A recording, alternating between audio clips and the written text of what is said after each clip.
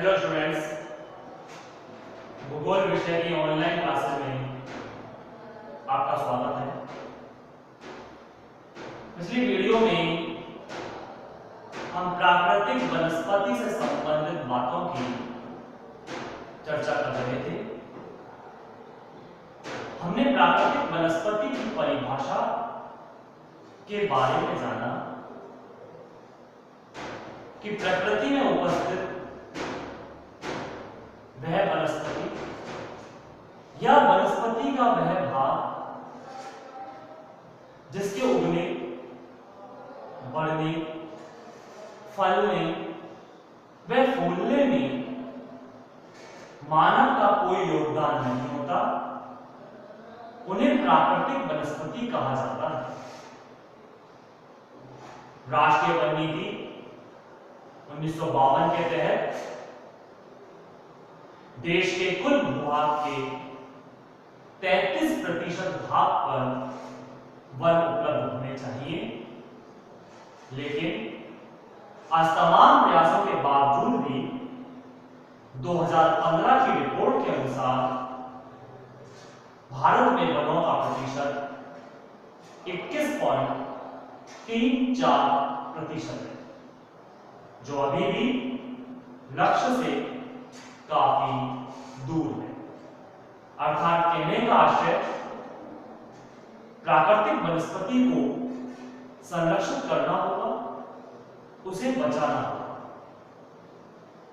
जैसा कल प्राकृतिक वनस्पति के प्रकारों की एक सामान्य चर्चा की थी कि क्षेत्र, समय और जलवायु के आधार पर यानी तापमान, वर्षा और वनस्पतियों की विशेषताओं के आधार पर प्राकृतिक वनस्पतियों को कई भागों में बांटा है, जिनमें आज हम उन्हीं भागों की चर्चा करेंगे। हम देखेंगे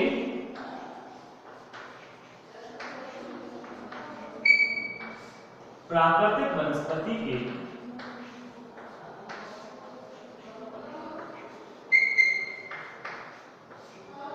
प्रकार, जिसमें पहला प्रकार आता है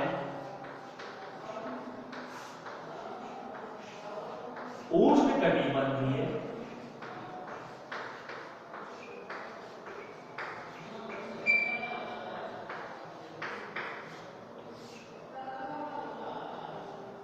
सदाबहार वन।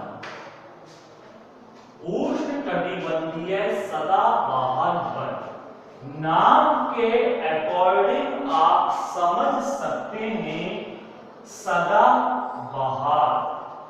सदा मतलब हमेशा, बाहर मतलब हरे भरे रहना। वे वन जो हमेशा हरे भरे रहते हैं सदाबहार कहलाते हैं। यहां लिखा हुआ है उष्णकटिबंधीय, अर्थात उष्णकटिबंधीय क्षेत्रों में पाए जाने वाले वन उष्णकटिबंधीय सदाबहार वन कहलाते हैं। अब ये उष्णकटिबंध का आशय क्या है? 11th क्लास में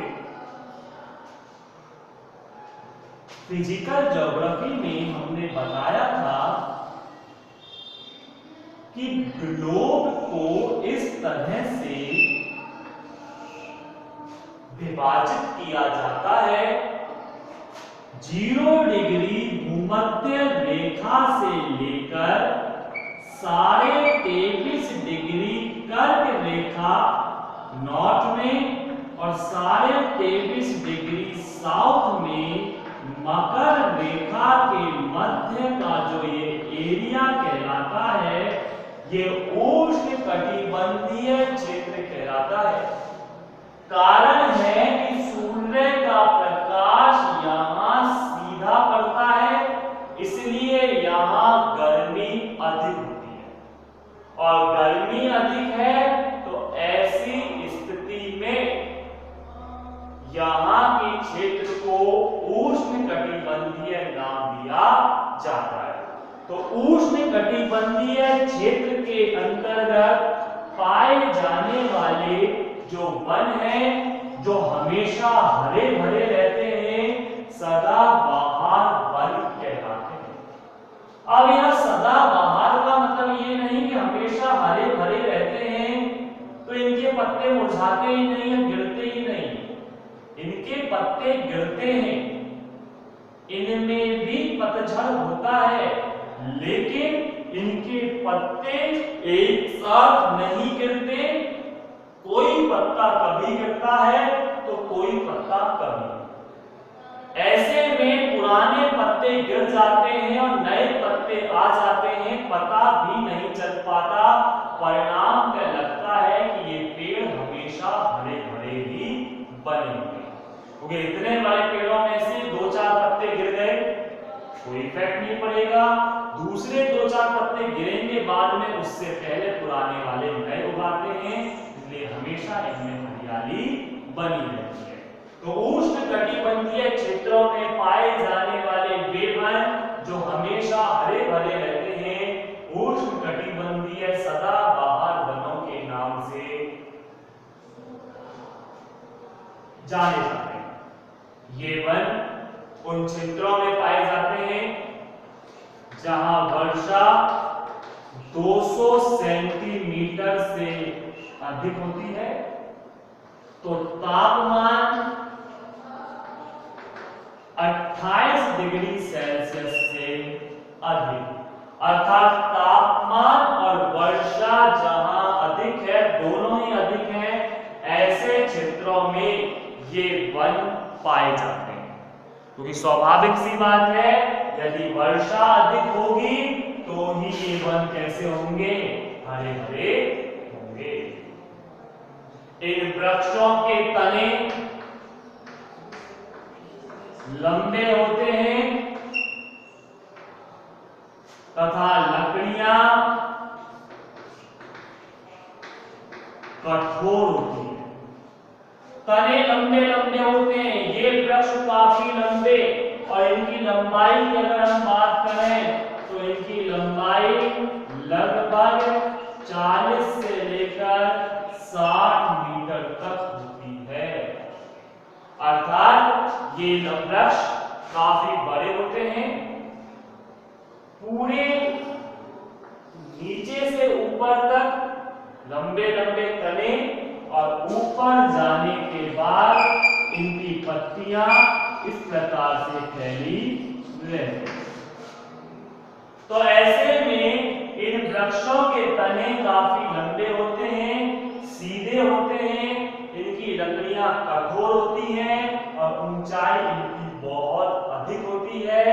ये वृक्ष वहां पाए जाते हैं जहां तापमान 28 डिग्री सेंटीग्रेड से अधिक होता है और वर्षा 200 सेंटीमीटर से ज्यादा होती है। इन वृक्षों के निचले हिस्से में अर्थात तनों के चारों तरफ विभिन्न प्रकार की लताएं यानी बेल या झाड़ियां होती हैं। ये लताओं, झाड़ियों से, बेलों से पूरे जंगल घिरे होते हैं, जिनमें कई प्रकार के जहरीले जानवर, जहरीले जीव, कीड़े मकोड़े यहां पाए जाते हैं। विश्व का सबसे जहरीला जानवर सांप, विश्व का सबसे बड़ा सांप, चाहे वह किंग कोबरा हो या फिर पाइथन, ये जान सांप इन्हीं क्षेत्रों में पाए जाते हैं। ऐसा नहीं कि इन्हीं में पाए जाएंगे, कहीं और नहीं पाए जाते, ये विशेषकर यहाँ पर पाए जाते हैं। तो कहने का आशय, इनमें लताएं और झाड़ियां बहुत अधिक होती हैं और लताएं और झाड़ियां तनों पर पूरी तरह से लपटी हुई होती हैं। वृक्षों की ऊंचाई अधिक होती है, ऊपर से पत्तों का घना जाल बिछा होता है, परिणामतः सूर्य का प्रकाश धरातल तक पहुंच ही नहीं पाता, इसलिए नीचे के हिस्से में घनघोर अंधेरा छाया रहता है। इन वृक्षों में मुख्यतः नारियल और बांस जैसे वृक्ष प्रमुख होते हैं। तो उष्णकटिबंधीय सदाबहार वनों के बारे में हमने अभी चर्चा की, और इस चर्चा में हमने देखा कि ये वन उन क्षेत्रों में पाए जाते हैं जहां वर्षा 200 सेंटीमीटर से अधिक होती है, तापमान जहां 28 डिग्री सेल्सियस से भी अधिक होता है, यहाँ के तने यानी इन वृक्षों के तने लंबे एवं लकड़ियां कठोर होती हैं, इनकी लंबाई 40 से 60 मीटर तक होती है, वृक्षों के निचले हिस्से में लताओं और झाड़ियों की अधिकता होती है, सूर्य का प्रकाश धरातल तक नहीं पहुंचने देते ये वृक्ष, क्योंकि ऊंचाई में काफी होते हैं और वहां पत्तों की सघनता होती है। इसके अलावा यहाँ कई प्रकार के जहरीले जीव प्राप्त होते हैं, नमी युक्त क्षेत्र होता है, आर्द्रता भरा हुआ ये क्षेत्र होता है, नारियल और बांस जैसे यहाँ पर प्रमुख वृक्ष पाए जाते हैं। तो ये प्राकृतिक वनस्पति का पहला प्रकार है उष्णकटिबंधीय सदाबहार वन। नंबर 2,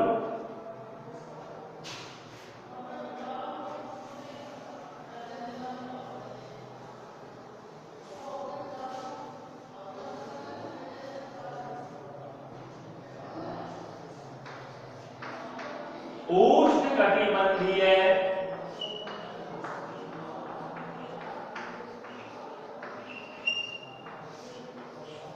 मानसूनी वन।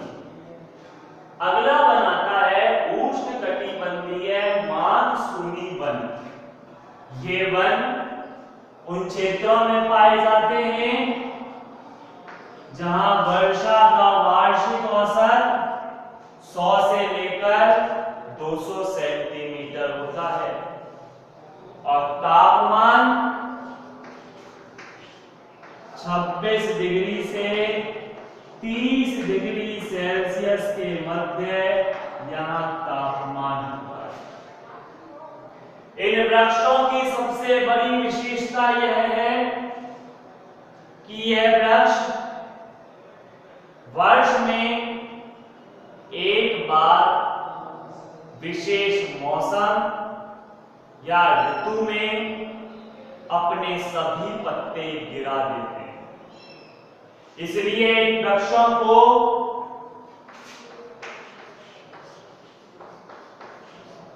पर्णपाती वन भी कहा जाता है। पर्णपाती, पर्ण का आशय होता है पत्ते और पाती का आशय होता है गिराना, तो ये वन पर्णपाती वन कहलाते हैं क्योंकि वर्ष के एक विशेष मौसम में ये अपने पत्ते गिरा देते हैं।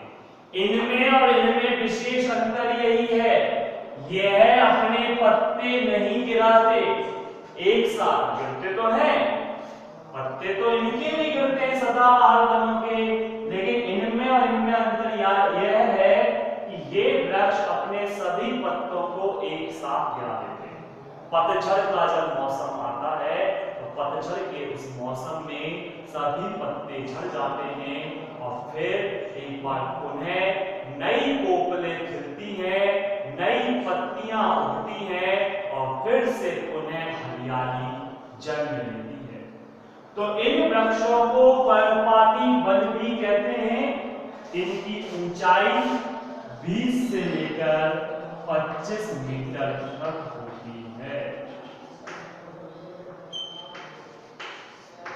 जहां इन वृक्षों की ऊंचाई 40 से 60 मीटर तक होती है, तो इन वृक्षों की ऊंचाई 20 से 25 मीटर होती है और इन वृक्षों की लकड़ी अत्यधिक कठोर नहीं होती। इनके मुकाबले कठोर तो होती है, लेकिन इनके मुकाबले सदाबहार वनों के मुकाबले इनकी लकड़ी अत्यधिक कठोर नहीं।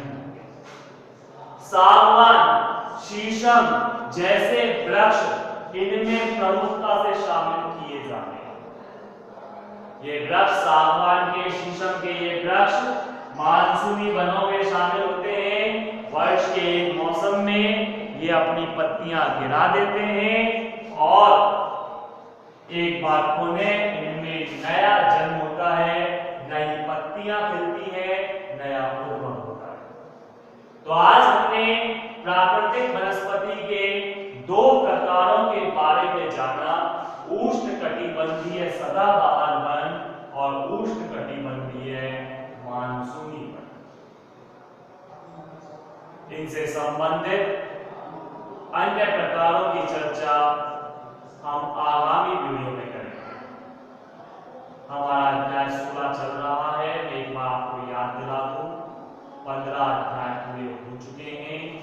समय दर समय इस ऑनलाइन क्लासेस के सफर के दौरान हमने लंबी यात्रा तय करते हुए हमारा लगभग 60% सिलेबस कंप्लीट कर लिया है। शेष सिलेबस भी जल्द पूरा होगा। आवश्यकता है कि आप इसकी तैयारी करते रहें। शेष टॉपिक आगामी वीडियो में होगा। तब तक के लिए धन्यवाद।